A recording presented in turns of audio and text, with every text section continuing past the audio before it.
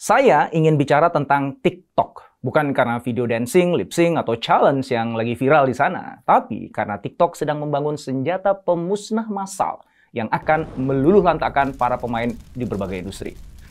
Oke, saya rasa kata-kata itu terlalu berlebihan ya. Intinya adalah TikTok akan merevolusi konstelasi persaingan bisnis di masa depan, di semua industri. Anda pernah dengar tentang perang opium yang terjadi di pertengahan abad 19? Di perang itu, China dipermalukan dan dikerjain habis-habisan oleh negara-negara barat. Nah, saya menduga kini China ingin membalas dendam dan TikTok menjadi salah satu senjata utamanya. TikTok akan mendefinisikan bagaimana pertempuran bisnis di masa depan akan dimainkan. Ini video wajib untuk Anda yang tertarik dengan teknologi, strategi, dan masa depan.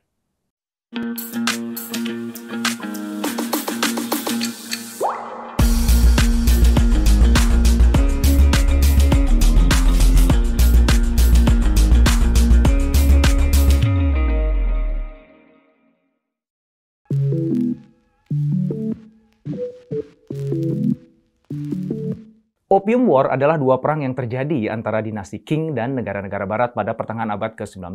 Perang ini dipicu oleh sengketa perdagangan antara Inggris dan dinasti Qing China. Pada saat itu, perdagangan barang-barang China seperti teh, sutra, dan porselen sangat menguntungkan bagi para pedagang Inggris. Masalahnya adalah pedagang China tidak mau menukarnya dengan membeli produk Inggris. Mereka hanya mau menjual barang-barang mereka dengan imbalan perak. Akibatnya, sejumlah besar perak meninggalkan Inggris. Nah, untuk mengakali itu, para pedagang Inggris mulai menyelundupkan opium ke China secara ilegal. Dan mereka menuntut pembayaran dalam bentuk perak. Nah, perak itulah yang kemudian digunakan untuk membeli teh dan barang-barang lainnya dari China. Pada tahun 1839, penjualan opium ilegal ke China membayar seluruh perdagangan Inggris. China tentu saja ingin menghentikan perdagangan opium. Bukan hanya karena opium telah mengikis apa yang dulunya merupakan neraca perdagangan yang menguntungkan, namun jutaan pecandu opium telah merusak masyarakat China. Di saat yang sama, mulai melemahkan kedikdayaan dinasti. China pun memaksa kepala pengawas perdagangan Inggris di China, Charles Elliot, untuk menghancurkan semua stok opium. Dan itu membuat marah Inggris dan memicu perang opium yang berlangsung selama 3 tahun dan berlanjut lagi selama 4 tahun. China akhirnya kalah dalam perang itu, mengakibatkan China kehilangan Hong Kong dan dipaksa membuka semua batas-batas wilayahnya untuk melakukan perdagangan bebas dengan semua negara-negara barat. Kembali ke TikTok. Menurut saya, ini spekulatif tentu saja ya. TikTok is the new opium. TikTok adalah opium baru. Dan perang opium modern baru saja dimulai. Kali ini, China yang melakukan penyerangan. Dan peluangnya besar bahwa China yang akan keluar sebagai pemenang. Nah, sebelum kita kaji mengapa TikTok adalah the new opium war dan bagaimana TikTok akan merevolusi konstelasi persaingan industri masa depan, mari kita lihat dulu bagaimana TikTok bermula.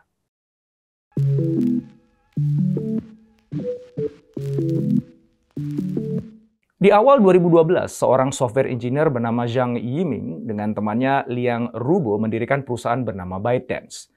Di tahun itu pula, ByteDance meluncurkan aplikasi pertamanya yang disebut Neihan Duanzi, yang berarti lelucon yang mendalam. Aplikasi ini memungkinkan pengguna untuk mengedarkan lelucon, meme, dan video lucu. Dan masih di tahun yang sama, ByteDance meluncurkan platform berita dan informasi bernama Toutiao, yang secara harfiah berarti berita utama atau headlines. Hanya dalam 4 bulan setelah diluncurkan, Toutiao memiliki 1 juta pengguna aktif harian. Kemudian pada tahun 2014, Sequoia Capital menginvestasikan $100 di ByteDance. Dan sebagian dana tersebut digunakan untuk mendirikan ByteDance AI Lab yang fokus pada pengembangan kecerdasan buatan atau AI yang mampu memahami informasi, baik berupa teks, gambar, atau video secara mendalam. AI Lab juga mengembangkan algoritma machine learning untuk rekomendasi informasi yang dipersonalisasi. Nah, teknologi AI ini kemudian dibenamkan pada Toutiao sehingga memiliki kemampuan memprediksi dan merekomendasikan konten berita dan informasi dengan sangat akurat sesuai dengan minat para penggunanya. Kehebatan rekomendasi berbasis AI itulah yang kemudian membawa Toutiao berhasil mendapatkan 120 juta pengguna aktif di September 2017. Para pengguna Toutiao secara rata-rata menghabiskan waktu 74 menit per harinya menggunakan aplikasi tersebut. Sukses Toutiao menginspirasi Zhang Yiming untuk membuat aplikasi yang mirip namun konten yang disajikan berupa video pendek yang atraktif. Maka di tahun 2016 lahirlah Douyin, sebuah layanan hosting video pendek yang menampung berbagai video pengguna dari beragam genre seperti lelucon, aksi, trik, dan tarian, dan juga hiburan. Douyin memanfaatkan teknologi rekomendasi berbasis AI seperti yang digunakan Toutiao untuk menyuguhkan ragam video yang sesuai dengan minat penggunanya. Sukses Douyin di China mendorong ByteDance membuat versi global dari Douyin untuk konsumsi publik di luar daratan China. Maka di bulan November 2017, ByteDance mengakuisisi aplikasi bernama Musical.ly, sebuah media sosial asal China yang bermarkas di Santa Monica, California. Melalui Musical.ly, pengguna dapat membuat video musik lip sync selama 15 detik hingga 1 menit dan memilih soundtrack untuk mengiringinya menggunakan opsi kecepatan yang berbeda serta menambahkan filter dan efek. Aplikasi ini juga memungkinkan pengguna untuk menelusuri video populer, lagu yang sedang tren, tagar, hingga berinteraksi langsung dengan para penggemar. Saat diakuisisi, Musical.ly sudah memiliki 200 juta pengguna di seluruh dunia. Musical.ly kemudian diubah namanya menjadi TikTok.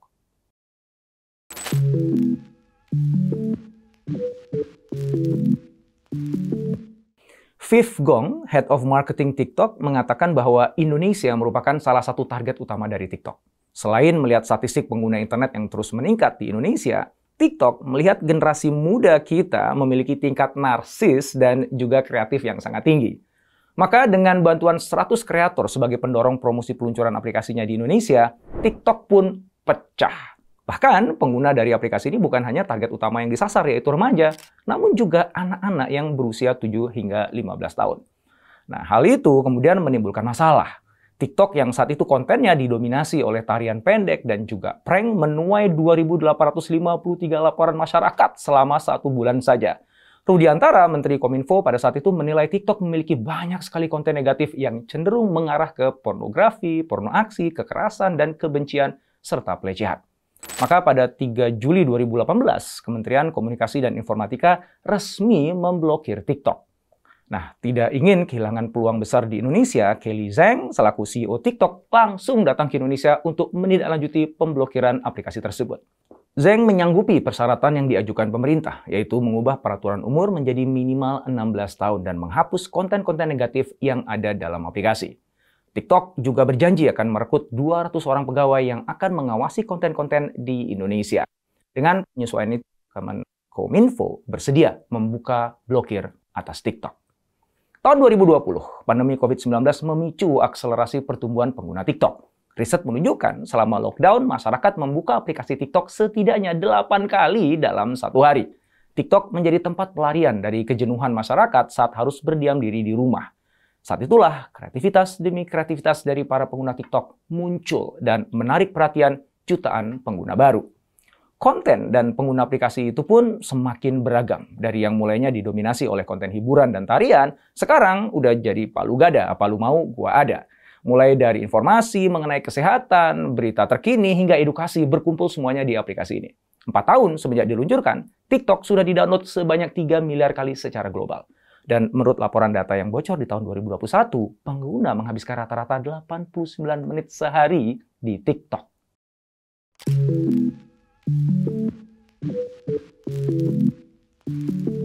Apa sih yang membuat TikTok sukses besar dalam memikat jutaan pengguna untuk terus menggunakan aplikasinya? Menurut saya ada 5 alasan setidaknya. Yang pertama, TikTok memiliki format video pendek yang adiktif. Dr. Julie Albright, seorang sosiolog dengan spesialisasi di budaya digital dan komunikasi, menyimpulkan bahwa otak kita mendapatkan minimal 1 dari 2 hal ini ketika menggunakan TikTok, yaitu intermittent reinforcement dan dopamine effect. Intermittent reinforcement adalah pola pemberian reward atau hadiah pada interval yang tampaknya acak. Metode ini terbukti membuat orang tambah penasaran dan mendorong upaya lebih besar untuk mendapatkan reward tersebut. Saat Anda menggunakan TikTok misalnya, Anda akan terus menggeser video kan ke bawah gitu sampai kemudian mendapatkan video yang Anda sukai. Setelah beberapa saat akan ada tuh video yang menarik bagi Anda. Kemudian Anda nonton dan mendapatkan kesenangan darinya. Selesai itu Anda geser lagi kan deretan video ke bawah dan secara acak lagi Anda menemukan kembali video yang membuat Anda senang. Nah, video-video yang menyenangkan Anda itu tidak terprediksi, dan itu membuat Anda tambah penasaran sehingga terus mendorong Anda untuk menggeser video demi video sampai Anda menemukannya. Nah, aliran video pendek yang cepat dan terus-menerus itu kemudian menciptakan efek dopamin di otak kita. Dopamin adalah zat kimia di otak yang mengirim pesan antar sel saraf. Ia memberi sinyal pada otak bahwa kita sedang merasakan kenikmatan. Proses ini diperkuat ketika TikTok semakin sering menyuguhkan video-video yang kita sukai. Coba perhatikan deh, apa yang Anda lihat di layar aplikasi TikTok itu mirip dengan apa yang ditampilkan di slot machine sebuah kasino. Ya kan? Saat Anda tarik tuas mesin slot, muncul gambar-gambar yang bergerak turun dengan warna-warni, animasi, dan efek suara yang membangun keceriaan. Ya kan? Jessica Griffin, Associate Professor di Psychiatry and Pediatrics dari The University of Massachusetts Medical School, mengatakan bahwa hasil scan otak para responden penelitian yang menggunakan aplikasi TikTok menunjukkan respon seperti kecanduan. Dan bahkan beberapa subjek penelitian tidak memiliki cukup kontrol diri untuk berhenti menonton. Alasan kesuksesan TikTok yang kedua adalah TikTok memiliki kecerdasan buatan yang canggih. Perlu diingat ya bahwa ByteDance, perusahaan yang melahirkan TikTok, adalah sebuah perusahaan yang hebat dalam penerapan teknologi kecerdasan buatan atau AI. Beberapa pihak bahkan mengatakan algoritmenya TikTok jauh lebih hebat daripada Facebook. Ya, gimana enggak ya? Lihat aja data yang TikTok kumpulkan dari handphone kita. TikTok mengumpulkan informasi dari pesan-pesan kita. TikTok tahu aplikasi yang diinstal di HP kita. TikTok tahu website dan juga lokasi fisik mana yang sering kita kunjungi. Bahkan TikTok membaca setiap ketukan atau geseran di layar HP kita. Maka, sebelum kita menggunakan aplikasinya, TikTok tuh sebenarnya udah tahu banyak tentang kita. Ia sudah bisa memprediksi apa sih yang kita sukai dan kita tidak sukai. Nah, begitu kita mulai menggunakan aplikasi TikTok, mesin AI-nya bekerja lebih keras lagi. Dimulai dari beberapa video yang TikTok tunjukkan pada kita berdasarkan profiling awal, ia memvalidasi dan mempelajari kembali perilaku dan preferensi kita berdasarkan pilihan-pilihan video yang kita tonton. TikTok memiliki kemampuan untuk mempelajari minat dari penggunanya lebih cepat daripada YouTube. Hal itu karena format video TikTok sangat pendek, nggak sampai 1 menit. Bandingkan dengan rata-rata durasi video yang diunggah ke YouTube, yaitu 11,7 menit. Kenapa sih durasi video punya pengaruh? Ya, karena dengan durasi video yang pendek, seseorang pengguna TikTok akan menseleksi ratusan video hanya dalam satu sesi penggunaan saja. Dalam sebuah survei, TikTokers atau sebutan para pengguna TikTok menonton lebih dari 200 video setiap harinya. Hal itu nggak terjadi di YouTube karena format video di YouTube panjang. Maka perlu waktu yang lebih lama bagi algoritma YouTube untuk mengenali apa yang Anda sukai. Alasan ketiga untuk kesuksesan TikTok adalah TikTok membuat proses pembuatan konten menjadi sangat mudah. Bahkan para pengguna tidak perlu berpikir mau buat konten apa. Cukup membuat versi Anda dari video lip sync atau dancing yang lagi populer di TikTok pada saat itu. Atau bisa juga cukup dengan menjawab challenge yang ada. Fitur-fitur rekaman dan efek spesial dan musik yang disediakan di aplikasinya juga sangat mudah untuk digunakan. Alasan yang keempat adalah TikTok mempromosikan video-video yang diunggah pengguna ke sebanyak mungkin audiens yang diprediksi akan tertarik. Akibatnya, banyak pengguna baru kaget karena videonya ditonton puluhan ribu orang hanya dalam hitungan hari. Ini adalah cara TikTok menunjukkan pada Anda rasanya jadi terkenal. Your 30 seconds fabulous. Anda senang luar biasa tentu saja kan, dan Anda pun segera ingin buat konten berikutnya karena Anda ingin mengulangi rasa itu lagi dan lagi dan lagi. Terakhir, alasan kelima adalah TikTok membuat proses sharing atau berbagi video TikTok Anda ke berbagai media sosial lainnya sangat mudah. Hal itu sedikit counterintuitif ya. Untuk apa sih TikTok mendorong penggunanya memasok konten ke pesaingnya? Jawabannya adalah karena itu akan memberikan TikTok promosi gratis yang tidak terbatas. Semua video TikTok yang dibagikan ke media sosial lain memiliki watermark logo TikTok yang besar. Semua orang yang nonton jadi penasaran, apa itu TikTok? Kenapa kok temannya ada di sana? Akhirnya mereka mengunduh aplikasinya dan mulai menggunakannya.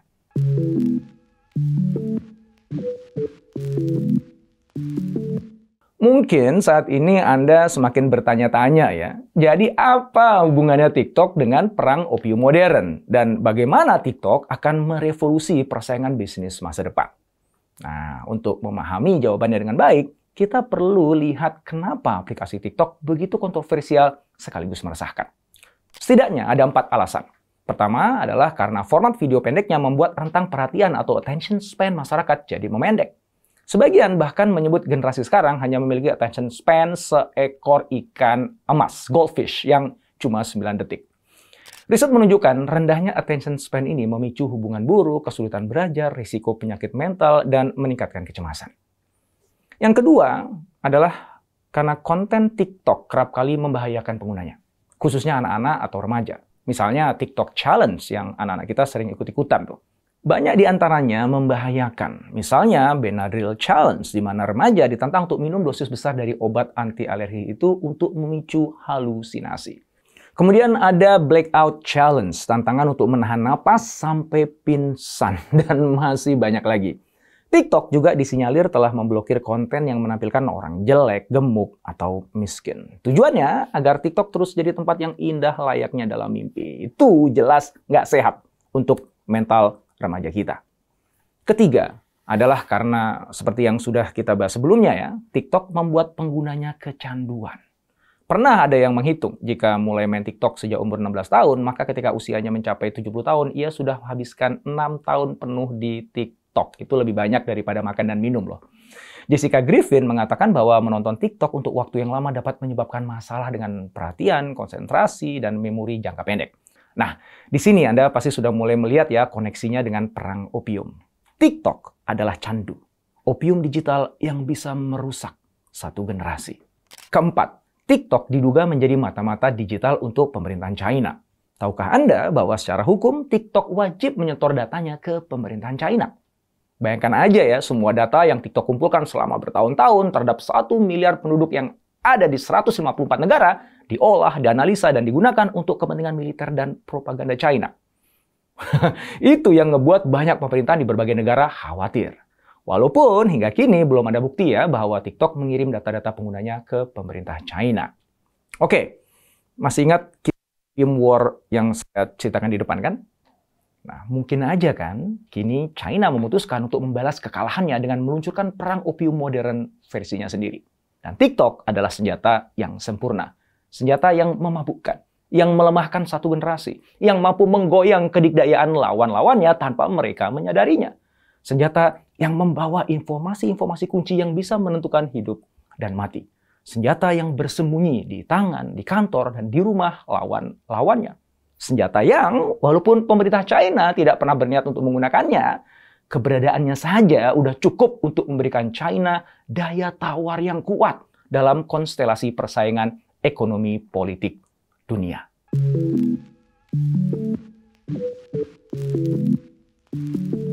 Saya tidak ingin bicara tentang teori konspirasi, itu bukan bidang saya. Saya ingin bicara tentang bagaimana persaingan bisnis berjalan di masa datang.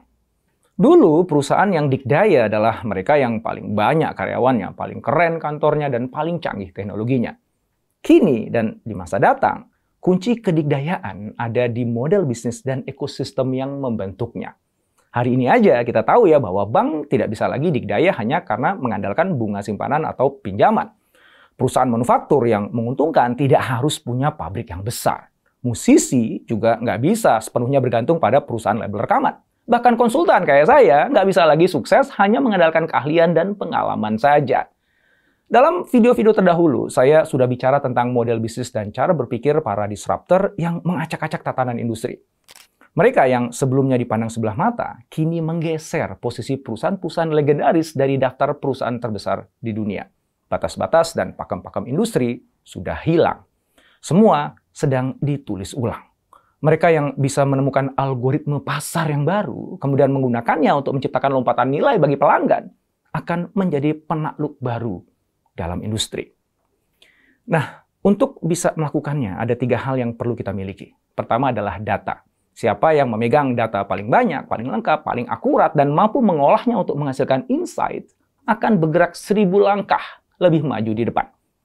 Yang kedua adalah empati. Siapa yang paling memahami psikologi pelanggannya, sosiologi pasarnya, sehingga mampu menemukan unmet needs, kebutuhan dasar yang belum terpuaskan, akan melihat jutaan peluang jauh hari sebelum yang lain menyadarinya. Dan ketiga adalah kreativitas.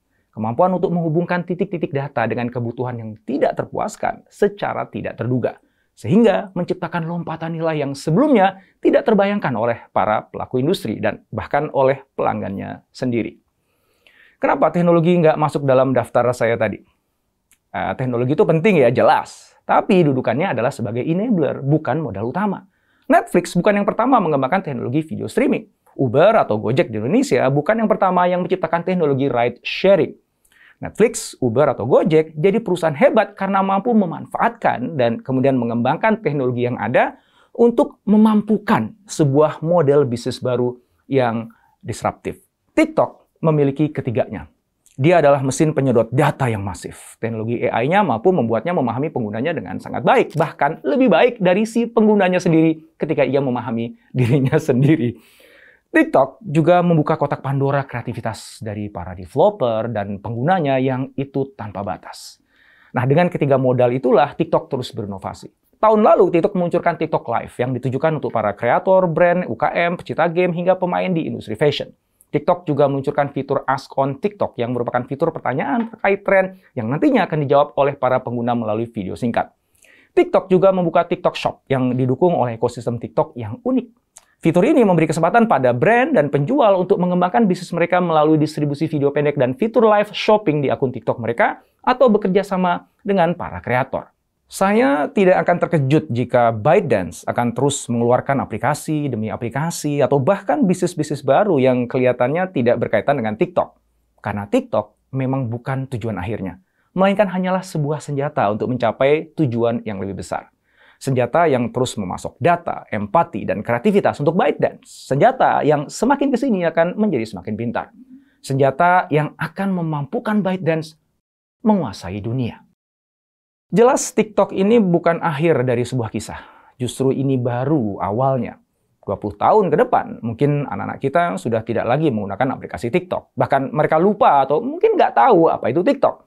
Karena saat itu, TikTok sudah tidak lagi mewujud sebagai sebuah aplikasi. TikTok hidup di balik sistem operasi semua perangkat digital kita. Smartphone, kalau masih ada ya. Smartwatch, laptop, VR, AR, mixed reality headsets, bahkan perangkat TV, microwave, lampu, pintu di rumah kita yang tersambung dengan teknologi smart home. TikTok akan terus mengawasi, menganalisa, dan bekerja secara diam-diam untuk menaklukkan industri demi industri tanpa kita menyadarinya. Saya berharap video ini membuat Anda takut, atau setidaknya gelisah. Karena kalau enggak, Anda akan terus tenggelam dalam kenyamanan perasaan berhasil Anda hari ini yang itu fana. Kegelisahan akan membuat Anda terbangun dan tergerak untuk berbuat, untuk belajar, untuk berkarya. Kegelisahan akan memaksa Anda keluar dari zona nyaman, melewati lembah-lembah ketakutan, dan akhirnya naik ke puncak pertumbuhan. Karena seperti kata Andrew Grove, CEO Intel yang pertama, only the paranoid survive.